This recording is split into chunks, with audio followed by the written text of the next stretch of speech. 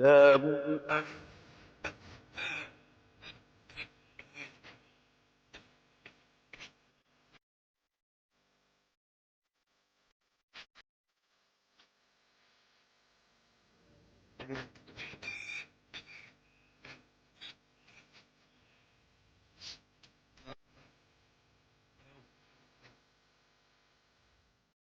أعوذ بالله من الشيطان الرجيم بسم الله الرحمن الرحيم الحمد لله رب العالمين والصلاة والسلام على نبينا محمد وآله وصحبه. Assalamu alaikum wa rahmatullah. Très chers amis téléspectateurs qui avaient choisi de nous accompagner dans Kalimatul Haq, par la grâce d'Allah subhanahu wa ta'ala, nous sommes à notre 34e séance qui coïncide avec la 4e rencontre sur Sourate An-Najm, 23e révélation qui occupe la 53e place dans le Coran sage et glorieux. Mbokk yi dellu sant yàlla subhanahu wa taala mi nu wërsëgal ndaje ci bis bu tedd bi, daje ci wéy ci sunu fanweer ak ñeenteelu jataay ci kalimatul xaq, mu dajeeg ñeenteelu teewaay bi ñu teew ci suratu najmi, ci mbaaxu yàlla di ko tëj tey. saar boobu waxoon nañu ko mooy ñaar fukkeelu saar ak ñett bu wàcc ci yonent bi alayhi salaam, waaye ñu teg ko ci juróom fukk ak ñetteelu place ci téere bi di Alquran. Nous sommes à la 4e partie qui comprend les versets 42 à 62. Et cette partie nous parle de ce qui provoque la destruction, l'anéantissement des peuples, que ce soit hier, aujourd'hui ou demain jusqu'à la fin des temps. Mbokk yi ñeenteelu xaaju suratu najmi di laaye ñeent fukk ak ñaar ba laaye juróom benn fukk ak ñaar, ubbil sa téere, dafa ñuy wax sabab yi nga xam ni bu amee ci am mbooloo, bu amee ci am askan, bu amee ci pays, ci réew moomu yàlla dana ko faagaagal. noonu la yàlla doxale woon démb. lii mu ñuy nettali loi la, règlement la boo xam ni moo amoon démb, mooy dox tey, mooy dox ba àdduna di tukki. Sache, amis téléspectateurs de Kalimatul Haq, que toute loi d'une révélation antérieure rapportée par le Coran sans l'abroger, cette loi s'applique à nous. Elle s'applique au prophète Muhammad, paix et salut sur lui, et à sa Oumma. Il en est ainsi de ce qui se trouve dans les feuillets d'Ibrahim et Moïse. C'était notre conclusion de la séance dernière. Personne ne porte les fautes d'un autre. Chacun est rétribué selon ses propres actes. Mbokk yi dafa am benn tëralin ci fiq, mooy bépp atte boo xam ne amoon na ci xeet yi ñu jiitu, yonent yi ñu jiitu, Alquran tudd ko ba pare dàqu ko rek, atte boobu dafay daw ci sunu kaw ñun, day dox ci kaw yonent bi alayhi salaam, day dox ci kaw ummatul islam. loolu moo am ci li nu tëje woon sunu jataay bi wees. yàlla wax na ni waxoon na ci téere Ibrahima,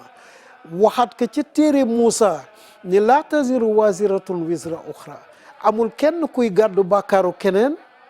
waa an laysa lil insaani illa ma saa, kenn ku nekk loo jëf dama la koy fay. loolu téere Muusa Ibrahim.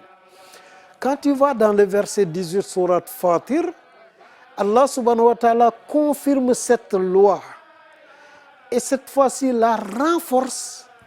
avec la parabole d'une femme enceinte qui est en difficulté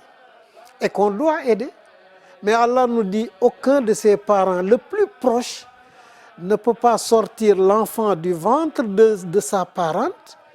pour mettre cela dans son propre ventre et alléger l'autre. mbokk xoolal yàlla subhanahu wa taala mu waxaat atte bi mu wax ci téere Moussa Ibrahim waaye bi yoon mu ñëw dëgëral ka jox ñu benn misaal mu ne jigéen a ngi nii boo gisee sa mbokk mu ngi ëmb baa ngi metti ci moom docteur yëpp di wax jaaxle nañu ci moom mu ne loo ko yërëm mënuloo génnee liir bi ne ci biiram dugal ko ci sa biir ya wala dugal ko ci biiru keneen ngir dimbali ko jàppale ko in tadu musqalatun ila ximliha laa yuxmal minhu shay walaw kaana da qurba. Une fois les limites de l'assistance humaine fixées, définies clairement, les versets 42 à 55 nous disent de placer toute notre confiance, de placer tous nos espoirs en Allah subhanahu wa ta'ala. Si on ne les fait pas parce qu'on croit en Allah, on les fait au moins pour les raisons que je vais vous dire. Et que cette sourate nous rappelle. mbokk yi bi yàlla wane nit fan lay yem ci dimbalanteem dañuy dimbalante waaye dafa am foo xam ne mooy domaine u nit am li nga xam bu ko jàllee du gën a domaine u yàlla bi yàlla fixé loolu mu dikk nag laaye ñeent fukk ak ñeent ba juróom fukk ak juróom dinu ñaax ci nanu teg sunu yaakaar yépp bu nuy wéeru nanu jël yàlla kese def ko sunu wéeruwaay bu nu ko deful parce que dañu gëm yàlla ñu def ko ngir yii nga xam ne moom la ñuy waaj a tuddal. Premièrement, aie confiance à Allah parce que tout retourne à ton Seigneur. Tout retourne à ton Seigneur. bokk mu ne bi ci njëkk boo gëmul yàlla sax mais anna ila rabbikal muntaha mbir yépp ci yàlla lay dellu. bu fekkee yow li nga soxla lépp mu nga jëm ci diw moo koy atte moo ko yor mais boo ko yaakaarul kooku mooy sànni nga sa yaakaar fe. Tout ce qui est dans les cieux et sur terre reviendra vers le miséricordieux en serviteur humble, en toute humilité. Allah les a tous recensés. Le jour du jugement, chacun se présentera seul devant lui, disent les versets 93-95 sourate Maryam. yaakaaral yàlla ndax booy dellu ci moom yow kese amul ku lay gunge. in kullu man fi samawati wal ard illa aati rahmana abdan. li ci asamaan yeeg suuf lépp kenn ku ci nekk da ngay dellu si ci sa boroom fekk jaam nga buy toroxlu. ahsaahum wa addahum adda. yàlla xam na kenn ku ci nekk sa lim xam na foo nekk xam na ci loo ne. wa kulluhum aatihi yawma alqiyamati farda. képp kenn buy dellu si ci kanamu borom bi bis penc ci ndum moom dong ngay ñëw amul kenn ku koy gunge amul kenn ku koy taxaw. suratu Maryam. Deuxièmement, place ta confiance en Allah subhanahu wa ta'ala, même si tu ne crois pas en lui, car lui seul Allah a le pouvoir de faire pleurer et de faire rire, donc de rendre heureux ou malheureux qui il veut. bokk même boo gëmul yàlla da nga war a wóolu yàlla wéeru ci moom ngir ñaareel bi mooy wa annahu huwa adhaka wa abka. yàlla rek moom moo am kàttanu def la ngay ree waaye ku jooy itam tuur rangoñ yàlla moo la duma. nga waxe que ne ni yàlla moom moo la mën a def nga bég yëg mbégte ci sa xol yëg mbégte ci sa dund waaye yàlla moomu moo la mën a def ngay jooy saa su ne jooyu xol ak jooyu bët sa dund karaj toskare. C'est ce que les versets 123-124 sourate Taha expliquent et nous disent comment Allah rend heureux et malheureux. Il dit celui qui suit mes orientations ne sera jamais égaré ni malheureux. Celui qui ne les suit pas vivra malheureux une vie malheureuse, il vivra stressé une vie stressée mbokk yi suratu Taaha wax ñu nan la yàlla di jooyloowe ak nan lay reeloo ku ko neex mu ne ku topp sama njub topp alquran topp yonent bi alayhi salaam fala yadillu wala yashqa kooku du réer du sonn ci dundam wa man arada an dikri waaye képp koo xam ni dëddu na alquran dëddu yonent bi alayhi salaam dogoog ñoom fa inna lahu maishatan danka day am dund gu karaj dund gu metti gu toskare ci kaw suuf. Ainsi, amis téléspectateurs de Kalimatul Haq, sache que le bonheur et le malheur dépendent de la qualité de notre rapport, de notre relation avec Allah subhanahu wa ta'ala et son messager, la meilleure des créatures, le prophète Muhammad, paix et salut sur lui. bokk yow mi ànd ak ñun ci Kalimatul Haq bon li nga ciy jàngate mooy ni sunu bànneexu dund ak sunu coono mettitu dund mu ngi aju ci sunu digganteeg yàlla ni nu ko tëralee ak sunu digganteeg yonent bi alayhi salaam bu jubee sunu dund neex bu dëngee sunu dund kërëj. Troisièmement, place ta confiance en Allah subhanahu wa ta'ala, même si tu ne crois pas en lui, pour cette troisième raison. Lui seul, Allah, a le pouvoir de donner la vie et de la retirer, de donner la mort. bokk suratu Najm mu ne la boo gëmul yàlla sax ñetteel bi tax nga war a wóolu yàlla dénk ka sa bopp ak say mbir mooy wa annahu huwa amaata wa ahya moom yàlla dong mooy joxe dund waaye moom yàlla dong mooy faat ku ko soob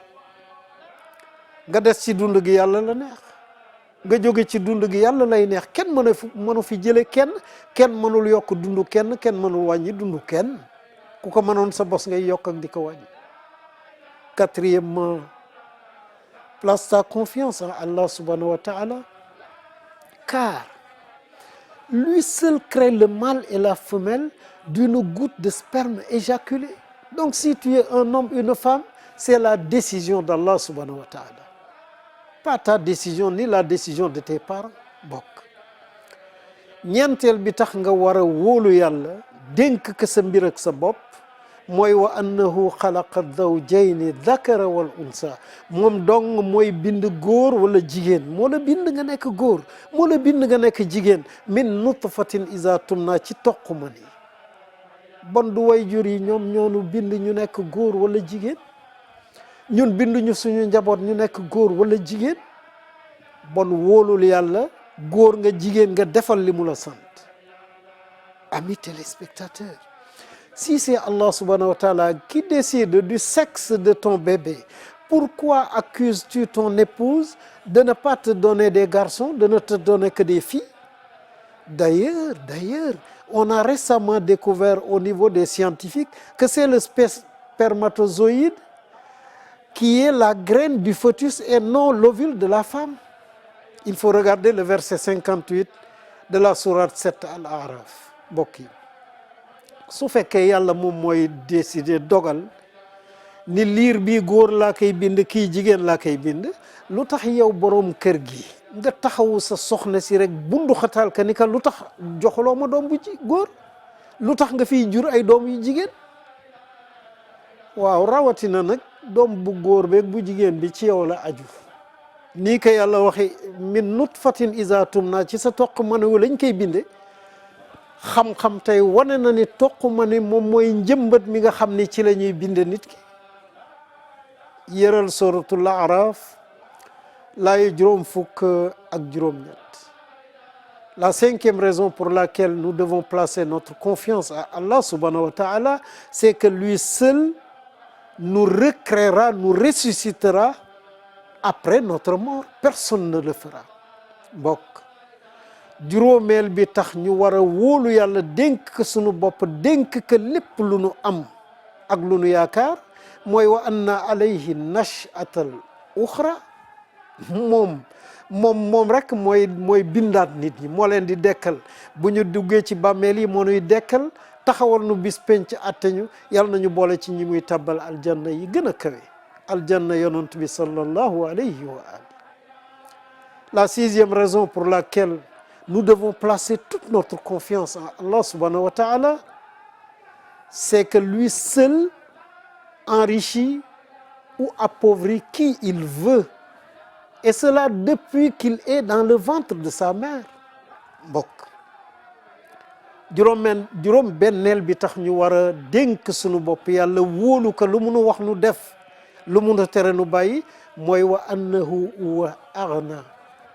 moom mooy may nit ba mu giijal jox ko richesse jox ko alal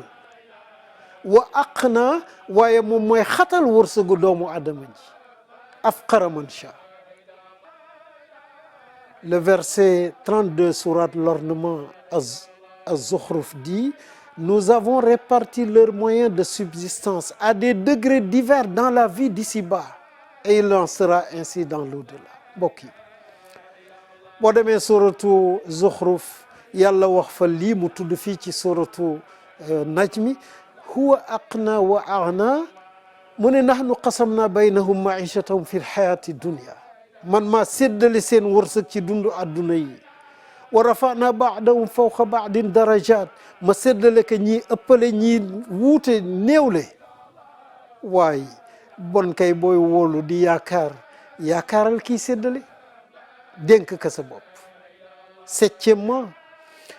nous devons avoir confiance en Allah subhanahu wa ta'ala parce qu'il est le Seigneur de Sirius. Sirius, c'est l'étoile la plus brillante du système solaire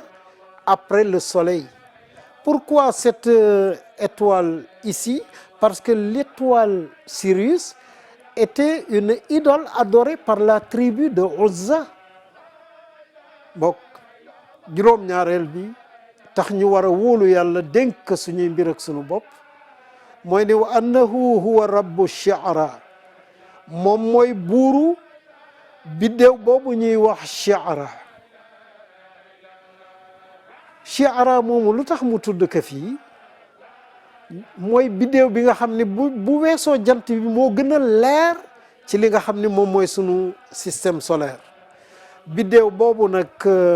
xabilatu Uzza ñoom dafa nekkoon seen yàlla ñu koy jaamu yàlla di leen wax ni seen yàlla jee man maa ko bind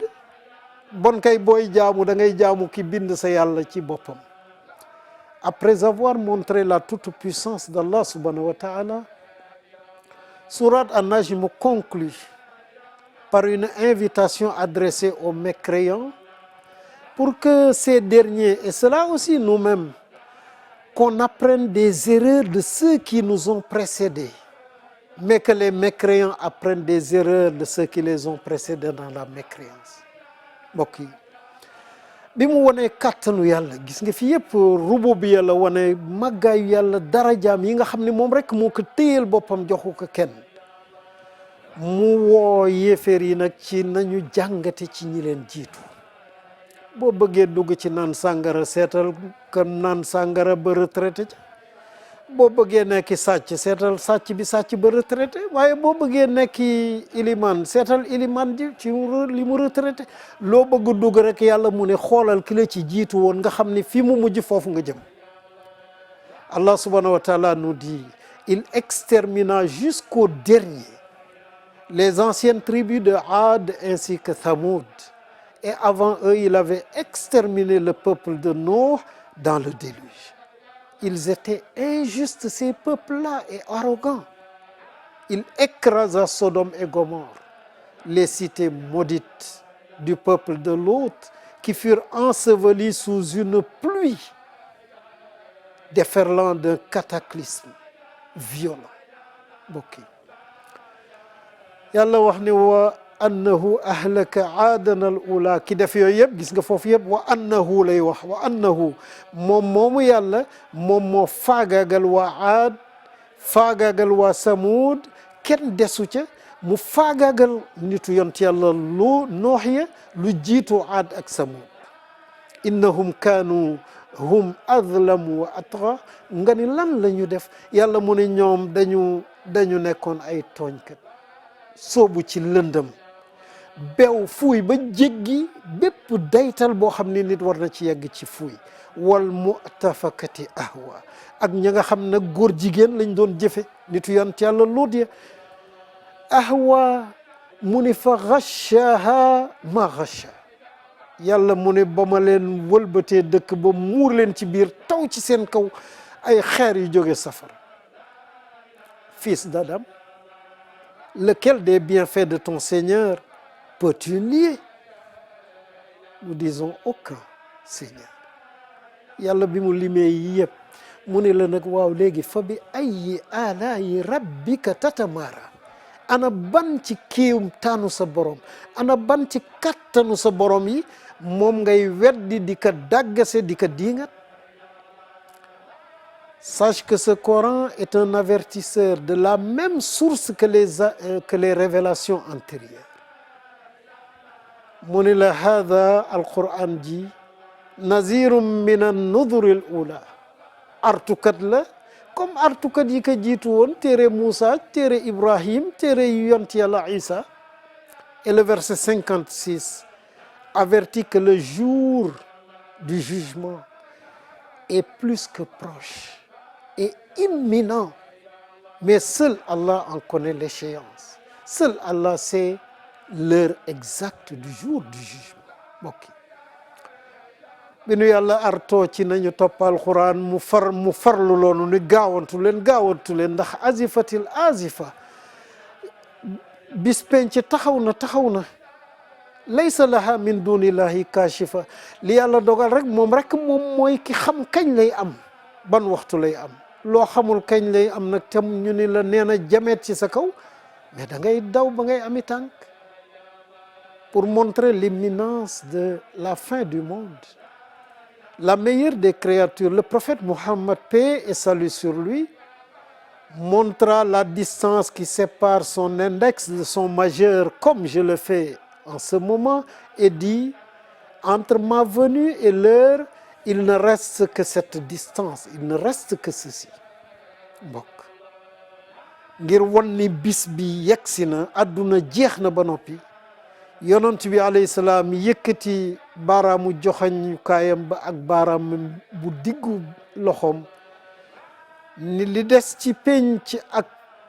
fii ñu toll mu ngi nekk li des ci sama diggante ñaari baaraam yi bu'istu ana wa saa'atu ka haatay. Est-ce que vous continuez de douter de ce discours, dit le dernier verset sourate An-Najm, que vous vous en moquez au lieu de pleurer et que vous vous noyez dans les distractions, la musique, comme dit Abdallah ibn Abbas al-Ghina. mu ne afa min hadha al-hadith ta'jabun ndax da ngeen di yéemu ci alquran ji saar yi la ñuy defee ta'jabun bu at mi jeexee. afa min hadha alhadisi taajabun ndax da ngeen di yéemu di weddi alquran wa tadhakuun ngeen koy kokkali di ko reetaan wala tabkuun fekk da ngeen waroon jooy wa antum saamidun waaye yéen a ngi wéy ci ngonnal yi ci caaxaan yi jëme bu kenn xam. Alors il dit, prosternez-vous, rendez grâce à Allah, adorez-le. Le prophète alayhi salam récita ce verset et se prosterna. Il était auprès de la Kaaba, entouré des mécréants. Instinctivement, tous les mécréants se jetèrent par terre et se prosternèrent. Pour te dire, ami de Kalimatul Haq, la puissance du Coran. Mais la puissance du Coran, quand on le comprend, quand on en connaît le sens, mbokk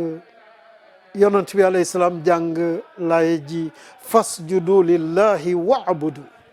sujjootal leen yàlla te ngeen topp ko jaamu ko dal di sujjoot ma ngi woon ci kaaba gi ay yéeféer rek ko wër yéeféer yëpp dal ni groupe sujjoot loolu xam nga luñ ci jàngat mooy doole alquran doole alquran waaye doole alquran ki koy mën a yëg dëgg mooy ki xam li muy firi xam li muy tekki ki ka xamul sax bu ñuy jàng alquran day yëg doole ji da koy yëg ci boppam waaye nag naka ngay mel boo xamoon li muy wax ak la muy tekki. Enfin, ce verset 62 sourate l'étoile An-Najm est le premier verset de prosternation qui a été révélé au prophète Muhammad, paix et salut sur lui. Donc ce n'est pas le verset de Sujoud de Iqra qui est le premier verset de Sujoud révélé.